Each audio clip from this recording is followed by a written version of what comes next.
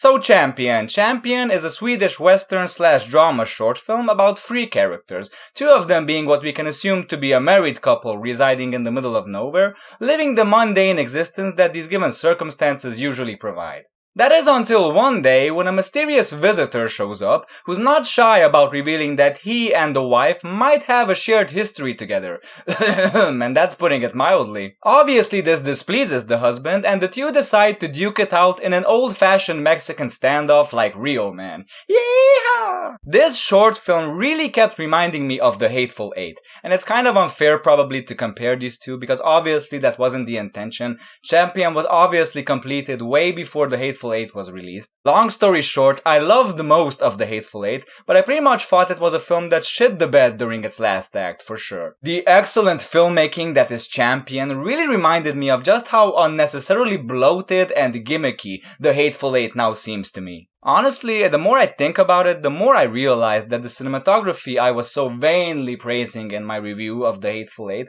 was all for nothing. The fact that they shot it on 70mm film adds precisely nothing to the story. Looking at it now, it seems very bland as far as its visual style is concerned, honestly. Because let's face it, it's a 3-hour film in which almost everything that happens is people talking to each other. Champion is the opposite of that in at least one significant way, as it is told completely without any use of dialogue. The filmmakers here really limited themselves to a purely visual way of storytelling, making sure that they paid absolute flawless attention to every single detail imaginable. You see, this is a film from which you can learn so much about because it makes such excellent use of all of the elements of visual storytelling. Let's take a look at the colors, for example. Our characters are always dressed in the various achromatic neutral colors that are black, white, and gray, with the occasional near-neutral brown thrown in for good measure.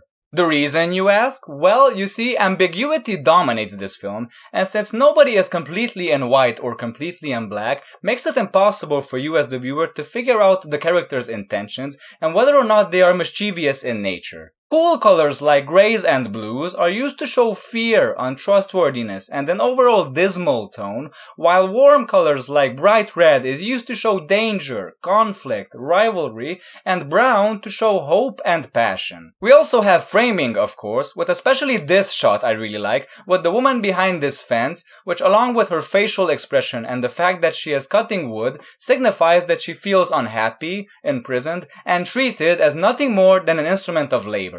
It's filmmaking 101, folks, and it just goes to show you that you don't need a lot of characters to tell a story like this. You can just have 3 and still make it engaging, interesting, suspenseful, and even funny. Yeah, that's right, you heard me, funny. There is a surprising amount of humor in this film. My theater was cracking up when I saw it. Thanks for watching my review. I hope you check out my other Clue Shorts reviews as well. Keep loving movies, guys. Keep enjoying life and all that crap. Cheers!